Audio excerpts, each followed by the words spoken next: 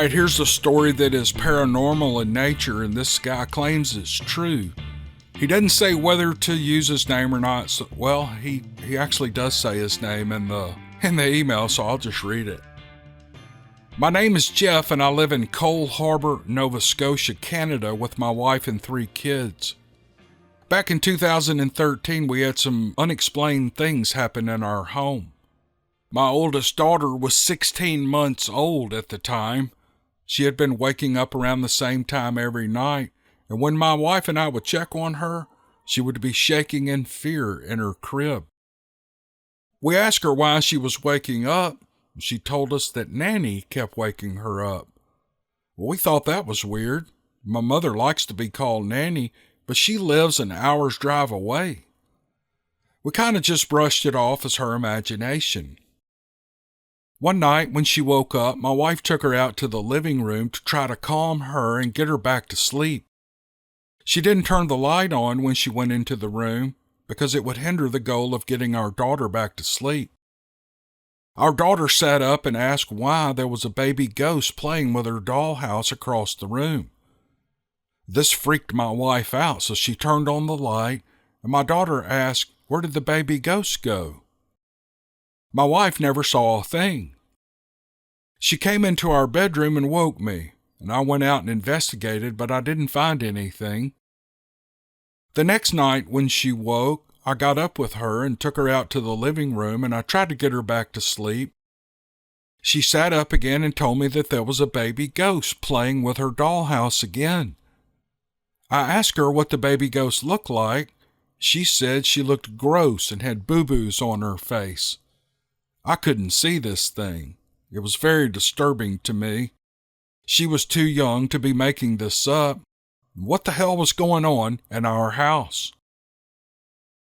2 days later, my wife and I got our little monkey to sleep, and we decided to watch a movie. We got some snacks and we went downstairs to get comfortable. We were watching the movie for a bit when we heard music coming from the baby monitor. We looked at each other and then bolted upstairs to the baby's room, and when we got there, the music was still playing. It was coming from a rocking horse decoration that plays music when you turn the knob on the bottom. We had never turned that knob before. Our girl was sleeping in her crib, and this decoration was across the room. We were getting uneasy with things, to say the least. At the time, my wife was working as a supervisor for a cleaning company. She would work until anywhere between 12 and 2 a.m. while I was home with the little one. One night when she arrived home at 2 a.m., she saw a toy teapot of my daughter's on the living room floor, sitting on its side and spinning in a circle. Other toys would randomly go off through the night as well. The nightly sleep interruptions continued, and our daughter told us that there were 3 people visiting her. There was Nanny, the baby ghost with boo-boos, and the man from the car. I showed her some photos of various family members who had passed away and that she had never got to meet. She pointed to a photo of my aunt and said, "That's Nanny." The photo was my mother's sister. She and my mom didn't look alike at all, and I was pretty close to her. She didn't have any kids, so I think she always thought of my sister as her own. It would make sense that she would be checking in on us after death if she could. The lack of sleep was wearing on us, as it does for any parent of a young child, but this was different. Our child was scared to death when she would wake, trembling most nights. I had to do something, but how do I protect my child from something that I can't see? It was a pretty helpless feeling. I ended up looking up a medium online, and I reached out to him via email. He replied shortly after and asked for my phone number, and he said that he would call me that evening. And as promised, he called and asked a few questions about the dollhouse in our house. The dollhouse was given to us by my cousin. It was purchased from a department store by her, so we didn't think it had anything to do with that. Our house was a bank foreclosure, so we didn't have any info on that either. He suggested that we do a smudging, which is a native spiritual cleansing technique. He instructed me to say a prayer while smudging and to tell whatever spirits that may be in the house that they have passed and to go to the light. After I did this, everything stopped. My daughter's sleep pattern went back to normal with no more disruptions. We never did find out who the baby ghost was or the man from the car, but I'm glad they've moved on. I have 2 other children now, and they never mention these spirits. My oldest daughter has not mentioned them since then. She is now a beautiful 8-year-old little girl. And he signs off Jeff. You know, that's kind of a, what do you call infestations? What do you call when ghosts enter a house?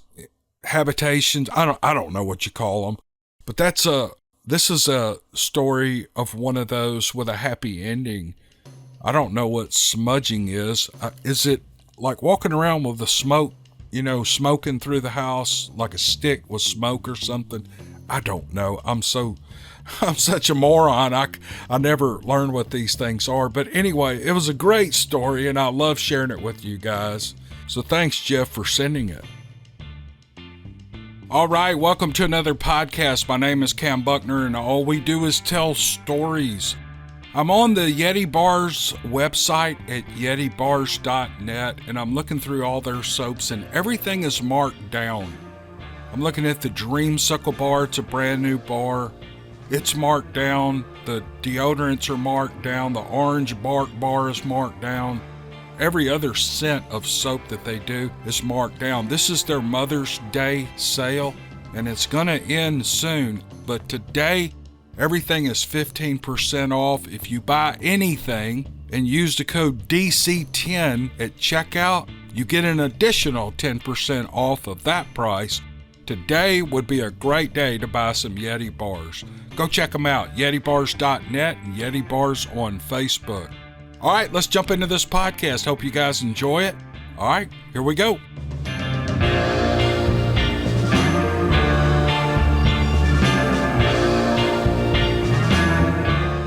Here's an email from Bob, and this is pretty interesting. He writes, "My name is Bob, and this is something that I witnessed 47 years ago near Dallas, Texas.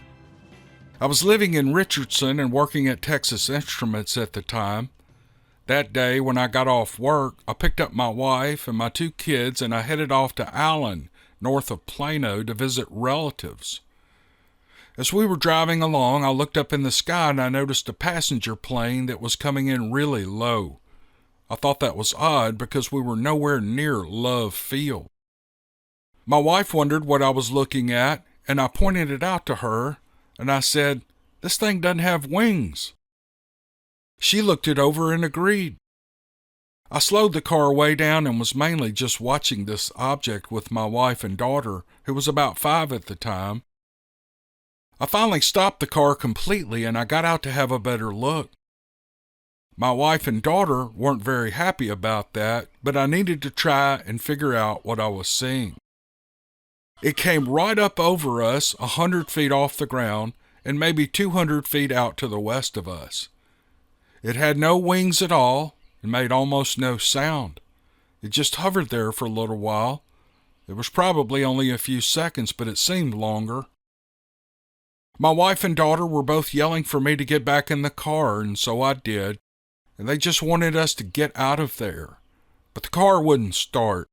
I tried several times, and I knew I was going to have to check under the hood to see what was wrong. As I stepped back out of the car, the object turned 270 degrees, lifted up, and it moved off to the west toward Addison.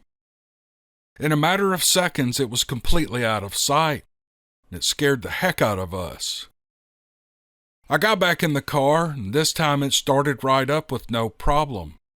At this point, we really just wanted to go home, but our relatives were expecting us, so we went on. We saw another one before we got there. This one was round and flat. It was more like the classic saucer shape. I stopped again, and even though my wife and daughter were crying for me to stay in the car, I got out again. This time, though, I left the car running. This one came up over us just like the other one, but a lot closer. There were houses along the road that we were on, and people were out in their yards doing things, but no one seemed to see this thing. After a minute, it lifted up like the other one and left going southwest. Just like the other one, it was gone in seconds. I remember this one making a little more noise. It was an odd sound, like nothing I'd ever heard before. 46 years later, I've never seen nor heard another one, and thank God for that. My wife and daughter wouldn't talk about them at all for a long time. Even now, they don't like to. That night at home, we watched the 10 o'clock news to see if anyone had reported anything. We didn't, but there were hundreds of sightings reported all around the area. Chase planes were even sent out 3 times because they were picked up on the radar at Love Field. Since that date, in November of 1973, I have told a few people what we saw. Mostly, they've reacted just like you might expect.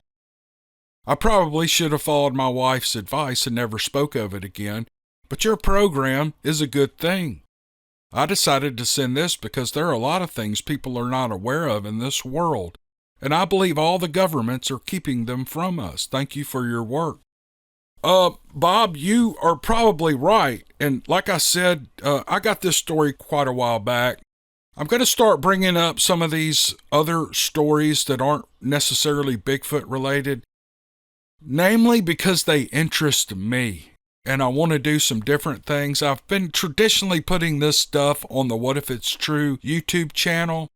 I'm probably going to bring maybe most of What If It's True podcast stories over to the Dixiecryptid channel because they're just great stories. That's why I got into this. I love good stories. Bigfoot just happened to be the catalyst because I had heard a bunch of those stories and I wrote stories around those in the beginning.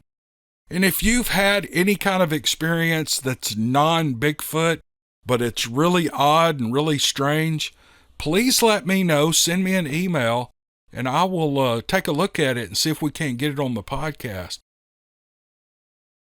All right, here's a story from Ray. I got this email quite a while back. It's pretty good. He writes, "This is not a Bigfoot story, but a damn sure creepy one. You can call me Ray if you want to use my name. Let me tell you an interesting story that happened to me when I was 20. I had a friend that worked on a ranch here in Texas, and I would help the ranch out from time to time. When the owners were away, we were allowed in the main ranch house. It was a big log cabin with a giant game room and a trophy room. The owner had animals mounted from all over the world. There was a bar and a nice pool table. The cabin had a huge walk-around porch all the way around. The cabin was made out of huge logs hauled in from the mountains. It was an absolutely beautiful place. The house had a large fenced-in yard with motion lights all around and state-of-the-art security systems. After work one evening, we were hanging out and shooting a game of pool before bed. The ranch dog was in there with us. It was a huge Rottweiler named Cowboy. A little after dark, the motion lights went off, illuminating the yard and the pasture. We thought it was a horse that may have come up to the house, so we continued playing pool. Sometime later, the lights came on again, but there was nothing out there. Still, Cowboy continued acting strange, and he appeared to be watching something out the window. An hour went by, and the motion detector lights came on again.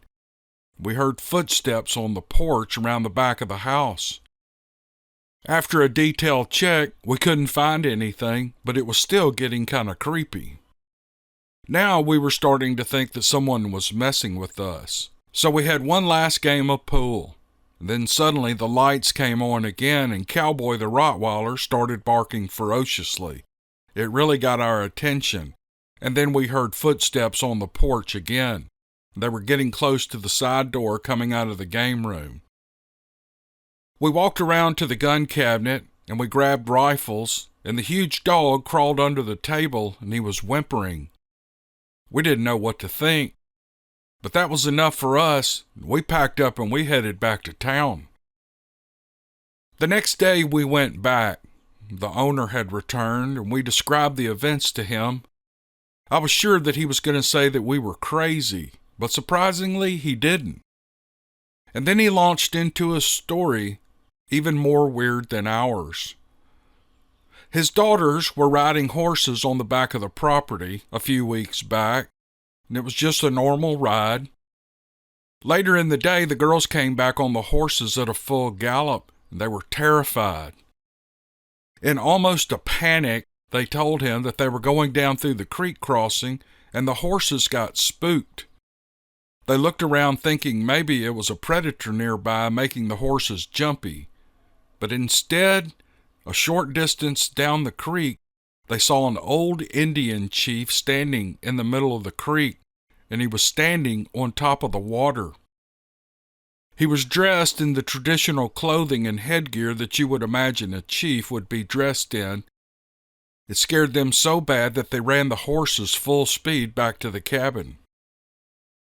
We did some digging and we found there was an ancient Indian burial ground nearby. After that event, there would be fresh snapped arrowheads found occasionally around our campfires. I just wanted to share this short event with your audience. Odd things happen to people all the time. This is just one of them. I believe it's true. The best we could figure, it was the old Indian chief walking around on the porch that night that we were shooting pool. We never stayed there overnight again. Oh, Ray, that was a good story, man. That was good. I really appreciate that. That's kind of spooky.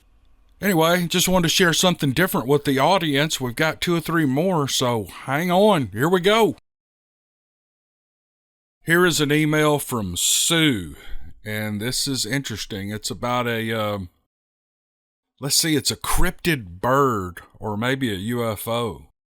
I came from an area in upstate New York where there are a lot of different cryptids and anomalies. Most people hear New York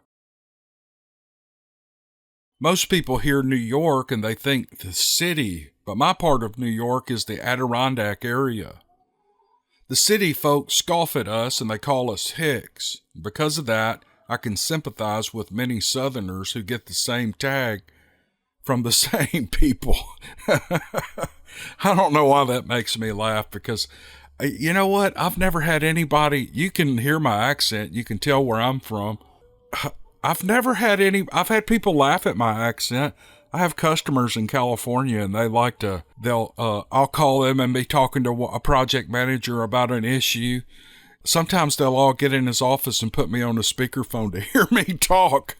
They don't know I do a podcast, and I want to tell them, heck, all you got to do is click on my YouTube channel. You can hear me talk all day. Anyway, I just thought that was funny. So rednecks are rednecks anywhere. Back to the story. The Mohawk Valley, where I grew up, is best known for the Native American tribes and the general Herkimer, Herkimer. I don't know what that word is. Back in 1982, when I was a typical teenager of about 14, it became known for something else entirely, at least for me. My mother and I were making our normal weekend trip to visit my grandparents who lived half an hour away. The drive took us through farmland with lots of hills and wooded areas. Like any teen, I was sitting in the front seat with my head pressed against the passenger window, and I was staring out at the passing countryside while listening to the radio. We were only about halfway there when Mom slowed down and said, "Look at that, Sue." Mom was not the excitable type, and if she raised her voice or sounded alarmed, something had to be terribly wrong. She was pointing up to the sky at the largest bird I had ever seen. It was like something out of the Land of the Lost TV show that I used to watch as a kid. It wasn't flapping its wings, but rather gliding across the sky. It was black with bat-like wings and had a crook in its neck, and it reminded me of an Adam's apple, and there was something sticking out of the back of its head that came to a point. It wasn't covered in black feathers like a thunderbird. It was, well, like a bat. It's hard to say how high up this thing was, but I guess it must have been 100 feet. Its wingspan was a lot wider than that of a Cessna airplane. I clearly remember my mom saying, "It looks like a pterodactyl." We watched it for a bit and then went about our travels.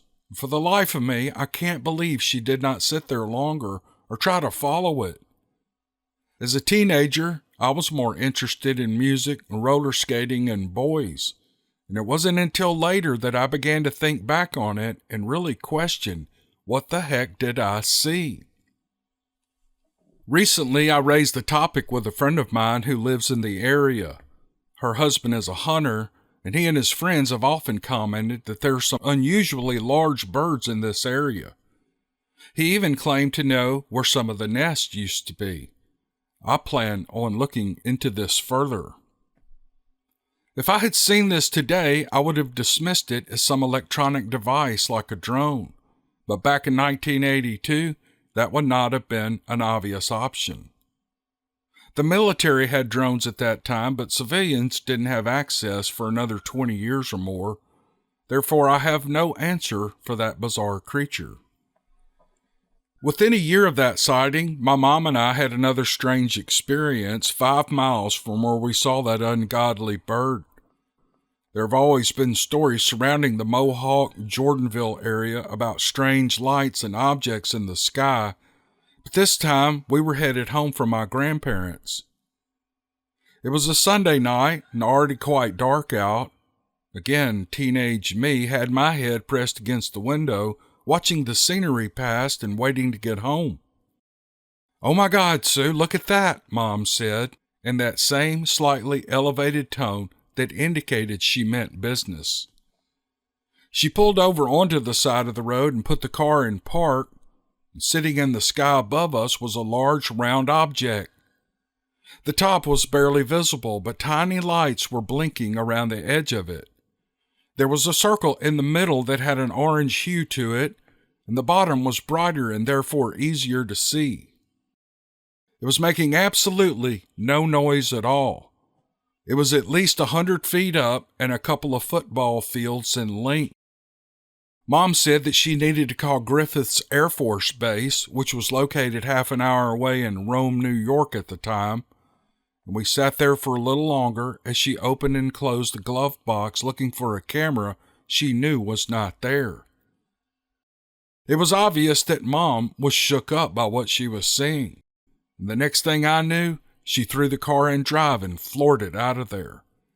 "Do not tell your friends about this," she said. "They'll think you're crazy." 10 minutes later, we were home, and I was doing exactly what she told me not to do. After Mom hung up from the Air Force Base, I called my best friend and I told her the whole story.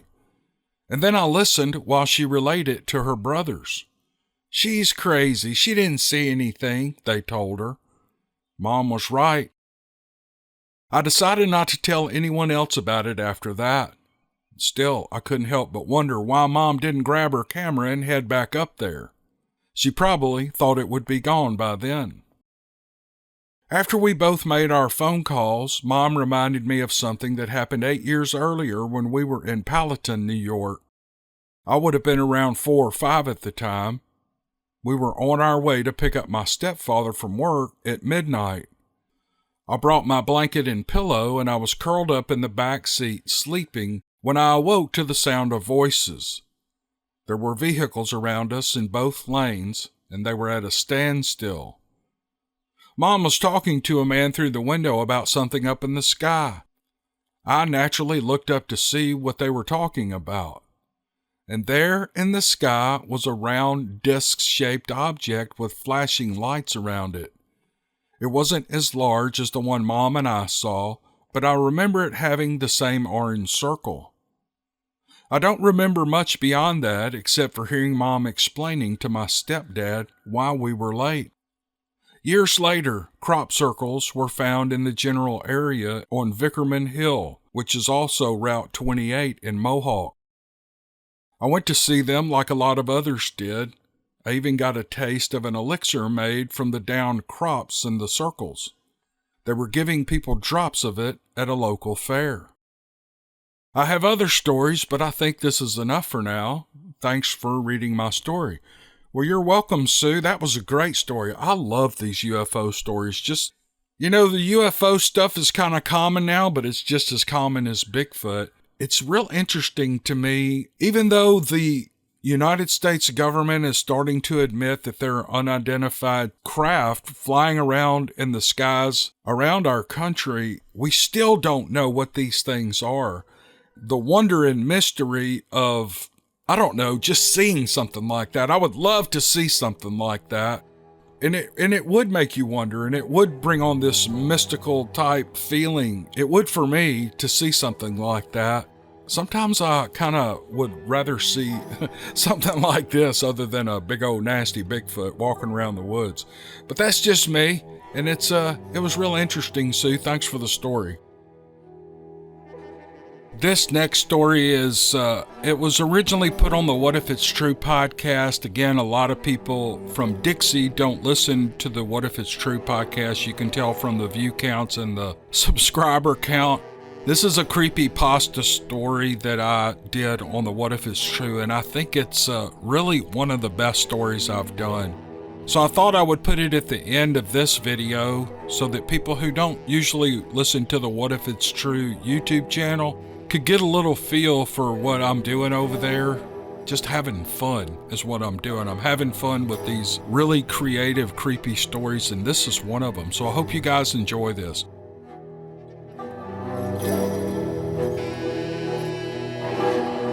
Matter is subject to debate. Light technically has substance. The skimming of animated photons across various molecules with a little heat in the form of radiation thrown in for good measure. So it would be, in an abstract way, logical for that same substance to exist in the antithesis. Darkness is the absence of light, of heat, and of energy. But what if there were another form of darkness? Something palpable, something tangential. Imagine if you feel darkness itself and feel it on your skin like a ray of warm sunshine. It would be frightening. Or worse still, imagine if something could come from that darkness and touch you. I was touched by something from the darkness. This is my story.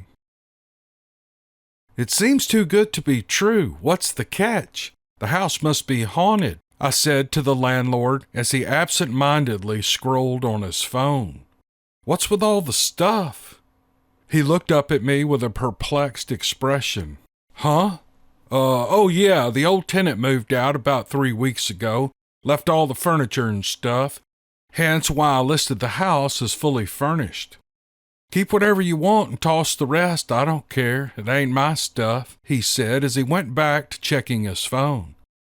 The backyard's fenced in, obviously, and the doggy door here is open. If you have a dog, there's an extra deposit of $250. I walked through the 3-bedroom, 2-bathroom home again. Built in the 1950s, the 1-story brick structure was a simple rectangle divided into rooms. A common design back in the day, it had fallen by the wayside in the name of open concept floor plans long ago.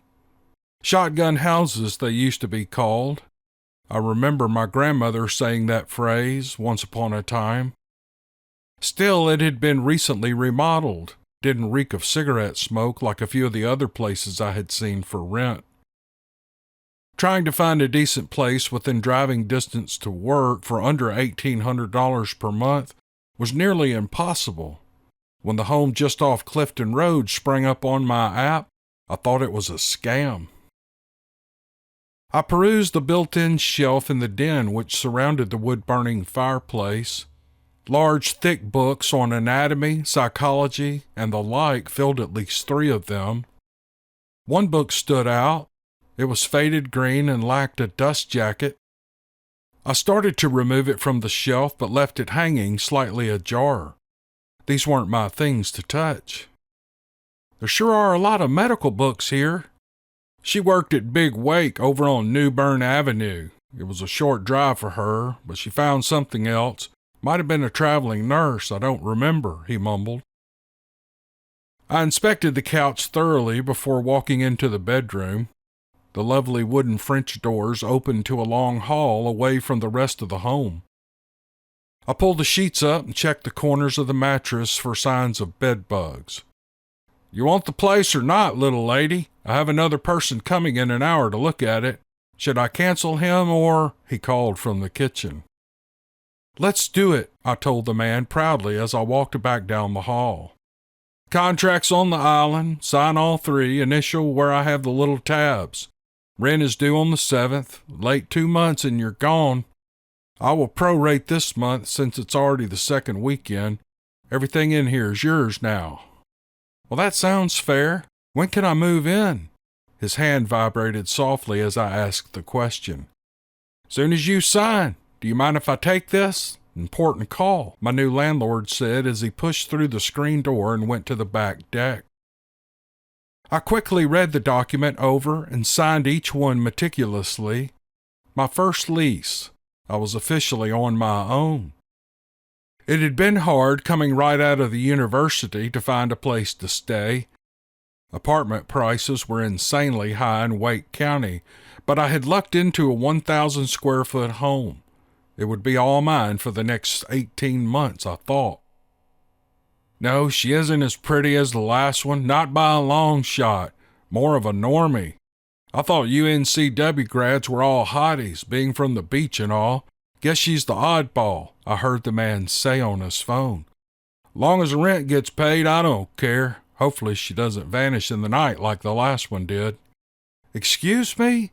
What did you just say about me? I asked incredulously. He looked at me with an annoyed expression and pointed to his phone. He saw I had the signed contract in my hand and he snatched it, quickly flipping through the pages. He nodded in satisfaction and gave me a thumbs up with a smile as he continued to walk. He walked off the porch and got into his car and he was gone. 2 days and a large U-Haul truck later, I was completely moved in. As I removed the small things I brought from their boxes, I realized quickly I did not need most of what I brought. Linens, plates, it was all still there. The cable man came and went without issues, and I streamed music from a small speaker as I moved throughout my new abode, glass of chilled wine in hand. It was late when I finally got to the last box, and it contained a small basket given to me by my late mother. I hoisted the cardboard container up, and my hand found the massive hole in the side. No, no, no, I said as I hastily cut through the packing tape. Something had punched through the side while in the truck. I ripped out the packing paper and stuck my hand into the box. The basket had splintered into pieces. It was handmade, woven together from thin strips of pliable North Carolina ash wood. I would never find another like it. It was wobbly and a little crooked, but it was from my mother. My heart sank, but I couldn't bring myself to toss it. A few soft tears ran down my cheeks as I thought of her. She never saw me walk the stage at Wilmington to receive my diploma.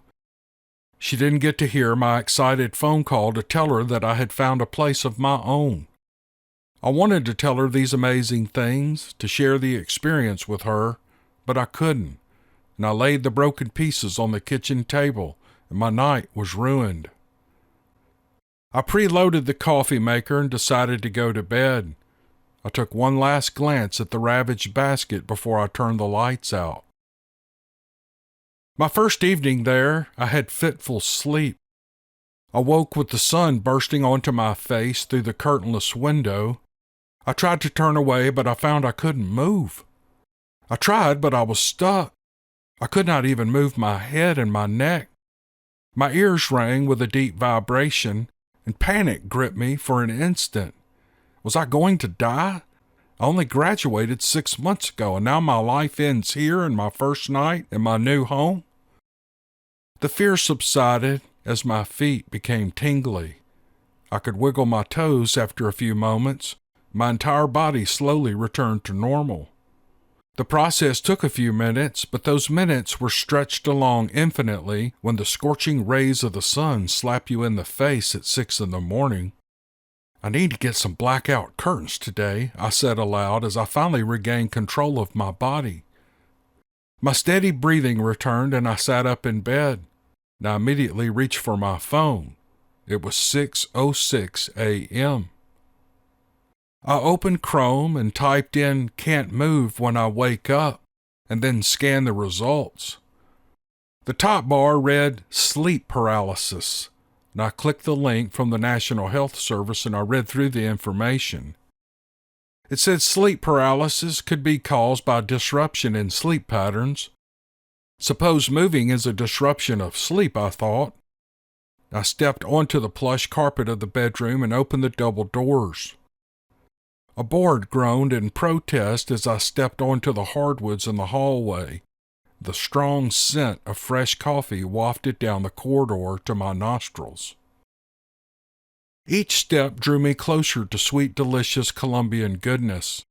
My toes danced in anticipation of that first sip. I stopped dead in my tracks as I entered the kitchen. The basket sat on the table. A vibrant ray of sunshine illuminated it in its perfect form.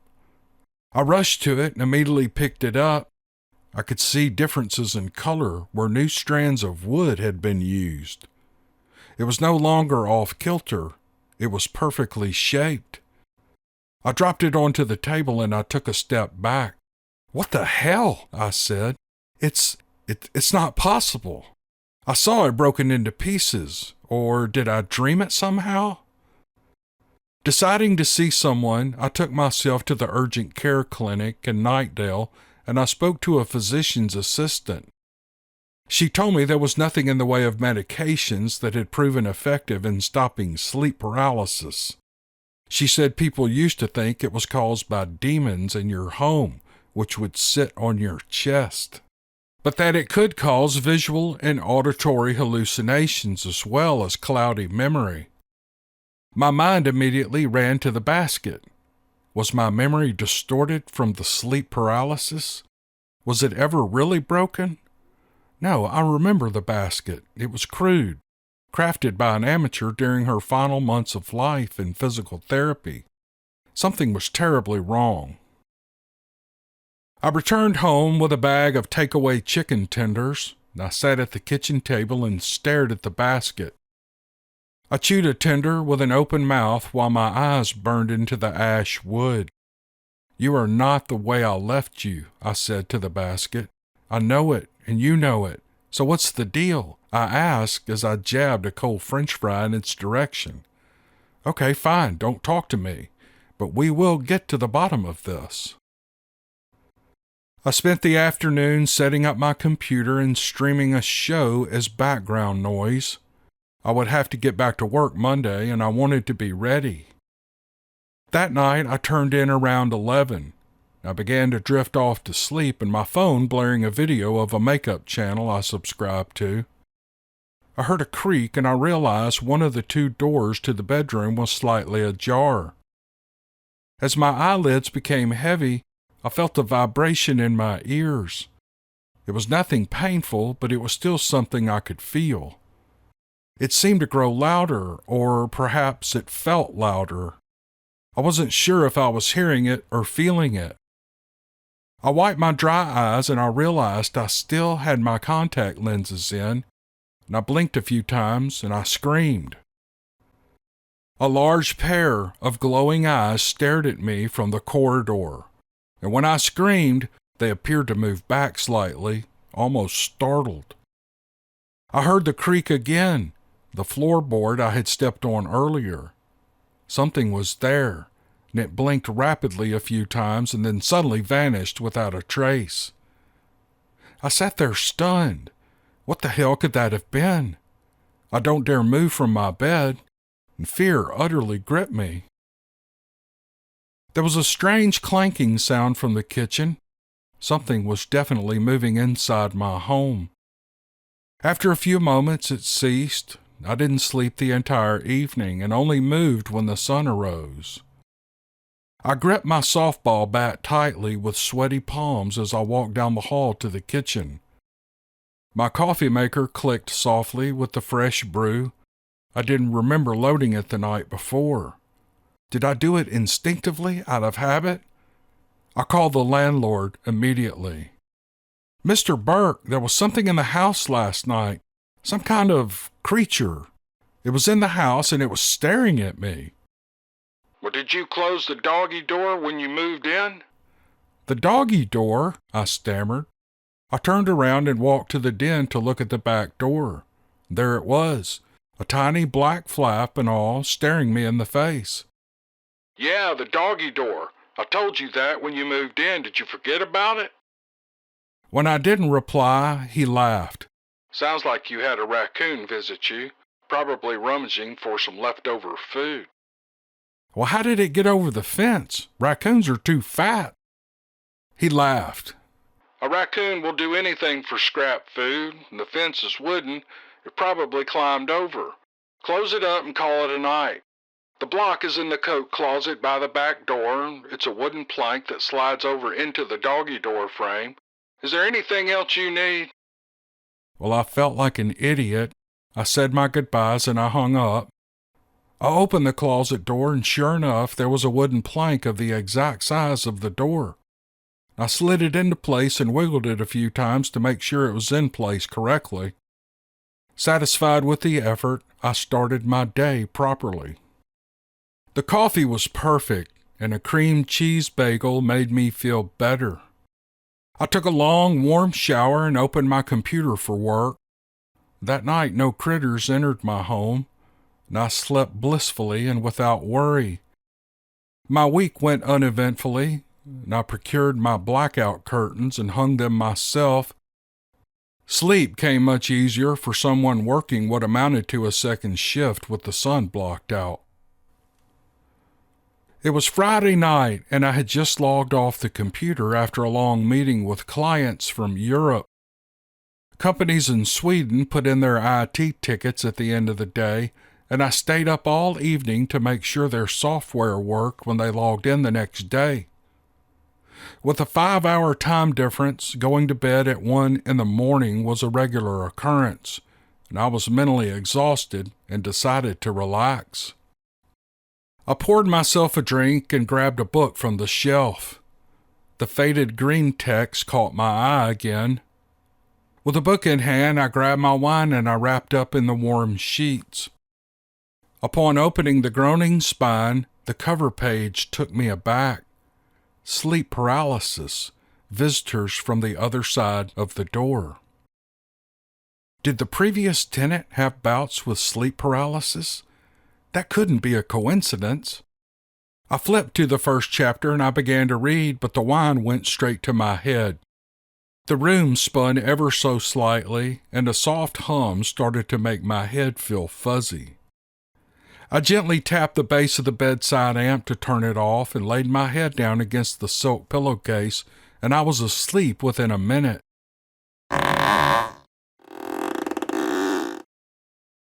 My eyes snapped open instantly. I knew that sound. It was the board in the hall. It was ingrained in my brain after the other evening. With my vision blurry, I fumbled desperately for the light, and in my heightened state of alarm, I slapped the lamp, turning it on, but also knocking it to the floor. The shade landed with a crunch, and the lamp rolled from side to side on the soft carpet. I pulled my glasses from under my pillow and hastily positioned them on my nose, and I wish I hadn't. A set of long, spindly, pale fingers creeped over the footboard of the bed. It grasped the wooden frame, followed quickly by another. They were gnarled and had 4 or 5 knuckles. The fingernails were yellowed and the skin around them appeared to be raw like an open wound. 2 gargantuan ears the size of a human hand perked up out of the darkness. They were rigid and erect and pale and distorted. The insides were a muddled pink. I gasped and they instantly redirected toward me like the ears of a hunting dog. The nails dug into the wood slightly, and two large, bulbous eyes rose slowly, inch by inch. They were the size of lemons, jaundiced yellow and semi-luminescent. The creature's face crept above the board, eyes switching ever so slightly as it looked me over. The small, angular face had sunken skeletal cheeks. The nose was merely two slits in the face above the thin, cracked lips. My voice caught in my throat, a scream silenced by utter terror. In the soft rocking of the lamp, distorted shadows danced across the morbid visage of the human-like imp before me. The ears began to twitch rapidly until they appeared blurry, and my ears in turn began to hum. It was the same hum I heard before I went to bed. It made my head spin and caused a wave of nausea to wash over me. In a single swift motion, it leapt to the footboard into view. The whole thing must have been less than 3 feet tall if it stood up. The legs were strong and muscular, but thin. The feet were massive, like the feet of a rabbit or a kangaroo. The body was horribly emaciated, with the ribs clearly visible through the taut, almost albino skin. A strange, hairless tail wrapped around the feet and thumped softly against the wooden bed frame. It had something held tightly by the tail, using it like a gripping appendage. The arms were gaunt, nearly twice the length of its legs and riddled with scars. It huffed softly in short bursts like a flat-faced dog with breathing problems. The creature put the palms of its hands together and opened them up, displaying 3 fingers and a thumb on each hand. It wriggled the fingers out, forming something akin to the shape of a spider. Each finger seemed to move independently of the others, like they each had their own wrist joint. I screamed a deep, harsh, shrill scream, and the imp fell from the foot of the bed, letting out a yelp as it clattered to the floor. I tried to peer over the top of the bed to see where it had gone, and the bantam monster scrambled across the floor. The light of the lamp shone like a spotlight against the wall. It cast a harsh shadow in the corners, and the imp scampered quickly out of the light in short bursting hops in one bound, crossed several feet of space and into the wall. Only it didn't crash into the wall. It seemed to jump through the wall, and then it was gone. The object held by its tail thumped softly on the floor, and I climbed out of the bed and cautiously walked to the spot where the creature vanished.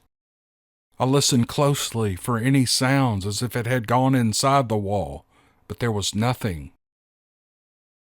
After a pregnant moment, I stole a glance at the thing on the floor. I was astounded.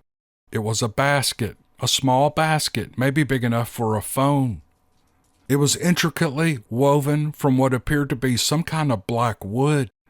It was perfect in every way. The realization dawned on me, and I began to panic. Had that thing repaired my mother's basket? Did it see me when I cried over it?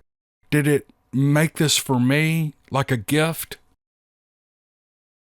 I did not sleep for 3 days after that. I stayed in a hotel room until that Thursday without a second of rest. I called the police, but my home was locked up tight from the inside. And I looked at the pictures of monkeys and animals with mange and any other abnormal creature I could think of, and I found nothing that would explain a hairless, nearly albino thing that could make baskets and vanish into shadows. That Friday, I finally went home, and I walked in the door to the rank odor of rotten food. Several pieces of fruit spoiled into a sticky sweet ichor on my counter. I saw an apple that had small bites taken out of it, and I scanned the kitchen for any sign of the little imp. The coffee pot was haphazardly loaded with grounds. The dried black gunk of a 4-day-old cup sat burned onto the bottom of the pot. I know I did not do that. It had returned at some point for me. Perhaps it thought I wouldn't return like the other person did, and I checked each room meticulously but found no other evidence of its presence. Deciding it was safe, I settled down in my bed and I locked the bedroom doors from the inside, and I finally fell asleep. I woke with a start. The room was dark, with the old digital alarm the only source of light. I wanted to reach for my eyeglasses on the bedside table, but I found I couldn't. My eyes were open, but I felt as if I were not fully awake. I willed myself to move, but nothing happened. I was stuck in my bed, lying on my left side. The first pang of anxiety washed over my body, and the thought occurred to me that something was definitely wrong. The feeling was momentary, and I realized this was just another bout of sleep paralysis. I tried to speak, I tried to say something to gain a bit of control. "It's okay, the doctor said it will pass in a few minutes," I told myself. Unfortunately, my lips did not move. Instead, it sounded more akin to gurgling mumbles. I would have laughed a little if I'd been able to. At least I was in a comfortable position. I began to calm down a bit when my astigmatism-riddled eyes caught movement near the bedroom doorway. Was there something really there, or was it part of the mild hallucinations from the sleep paralysis? A creaking board, soft and subtle, was as loud as a gunshot in the deathly silence, and I knew that creak. It was the loose board right in front of the double doors to my bedroom. In the soft green glow of the alarm clock, a silhouette slinked into the room. It seemed to pass right through the sturdy wooden frame without any issue, a darkness which was darker than the very shadow that it came from. It hopped on two back legs almost like a deformed wallaby without making so much as a sound. The awkwardly long arms dragged along the carpet as it hopped toward my bed. It drew near, and the tapetum lucidum in the lemon-sized eyes created an otherworldly illumination, much like a nocturnal animal. They seemed to glow in the dark as they stared directly at me, unblinking. That grotesque, hairless thing crept right up to my bedside, clicking its tongue and thin lips together in a sound that reminded me of popping bubbles. In one sudden burst of speed, it sprung up onto the bed and landed on my hip. The gangly, malformed hands grasped me by the shoulder with impossible strength. The grip was like a vice, and it rolled me over onto my back and stared down at me, and it sat on my chest, the thin worm-like tail slapping aimlessly against the bed covers. I could do nothing to fight the thing back. I could only lay there, helpless. It lazily turned my head to the side and ran its tongue, a fat, disgusting lump of flesh, against a hooked yellow fingernail. Over and over, like it was cleaning itself. But no, it wasn't cleaning itself, I realized. It was lubricating its finger. The eyelids retracted to reveal the full size of the bulbous orbs, and it slowly, carefully jammed the finger into my ear canal. The stretching sensation burned momentarily, but I was soon overwhelmed with a searing pain. I could feel the nail push my eardrum to the side and continue deeper, and I wanted to scream. I wanted to die. This was a violation, and I was defenseless against it. Warm blood began to fill inside my ear, and sound was drowned out by the steady thump of my own heart as my blood pressure skyrocketed. Perhaps I would just have a heart attack and die, so I would not have to endure whatever this thing planned for me next. I squeezed my eyes shut as tears ran down my face, hoping and wishing and praying for it all to be a terrible dream. In an instant, the pain ceased.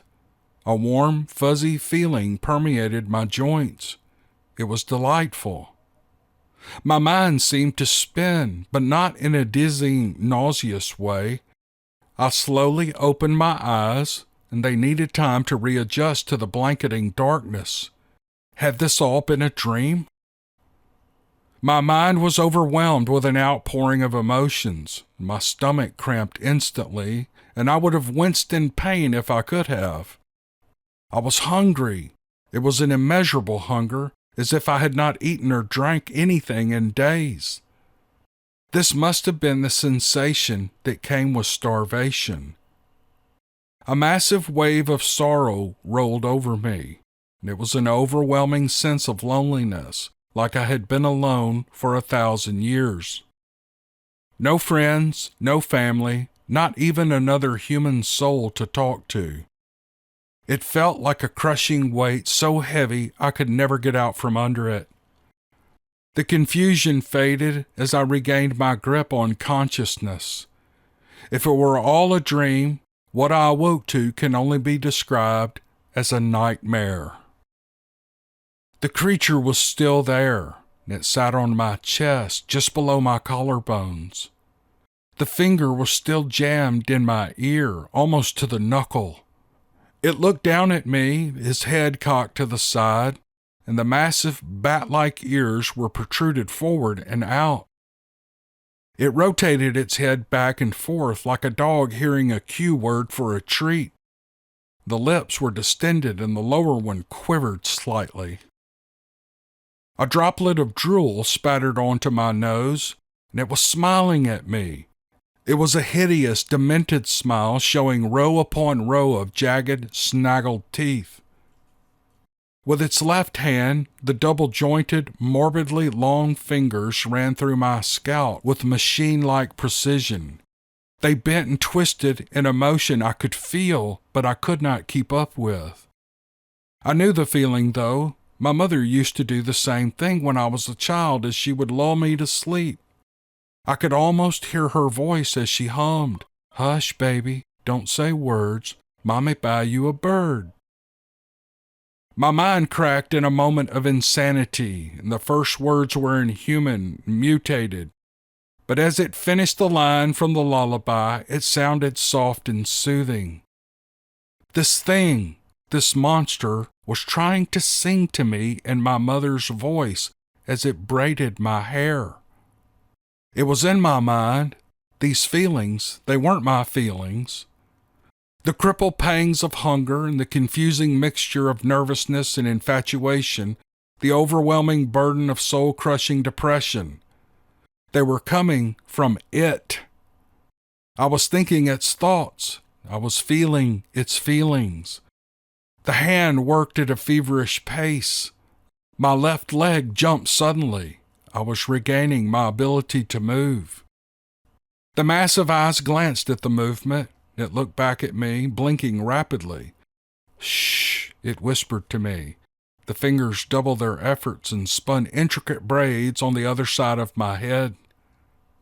I bounced my wrist slightly. A long, padded foot like a rabbit pushed down on my hand. I felt the retractable talons ever so slightly dig into my exposed flesh. "Almost done." I began to find my voice, and it started as a low murmur. I screamed inside my mind, but each time I did, the stumbling sound grew louder. The spider-like appendage turned my head face up and retracted from my head. A moment later, it pressed hard into my chest, and it felt like an anvil. The strength this diminutive abomination possessed was impossible to fathom. I could feel the finger begin to squirm out of my ear canal, and with a moist plop, it came free. The imp held the finger to its face and inhaled the coppery scent of my blood through the slits just over its upper lip. The bumpy, blistered tongue protruded, and the face was suddenly just inches from mine. Slowly, the tongue touched my chin. It was feverishly hot, and it probed my face up the side of my lip, past my left nostril, and lopped lazily on my cheek. My chest jumped suddenly as I regained control of my limbs, and I rolled onto my side and tumbled out of bed. The creature landed flatly on its 2 kangaroo feet and bounded across the room. There was shadow in the corner seemed to open and engulf it, and it was gone. I stared, barely able to see, as a small trickle of warm blood coursed down my earlobe. It followed the slimy streak of spittle the creature had left on my face, and on my hands and knees, I sobbed on the bedroom floor until I threw up. The next day, I called my father, and I told him I needed to move immediately and needed a place to stay. He offered to let me crash in his spare room until I got back on my feet. He drove up from the seaport and picked me up that evening. I left everything there, just like the last tenant. I didn't even care about my own things. I just wanted to get the hell out of there. As I rode in the passenger seat of his truck, I looked out the window at what should have been my dream, but was instead a living nightmare. And from the open curtains of the bedroom, a pair of yellow, luminescent eyes stared at me, unblinking. Thank you for joining me for another podcast. I think I've got over 350 of them up right now. That is really hard to believe. That is so hard to believe. But I guess when you love what you're doing, you just lose track of how many you've done. And it's just so much fun to me. I could do these twice a day. And it never wears out on me. So I hope you guys are enjoying it. And we'll see you guys on the next one. Thank you.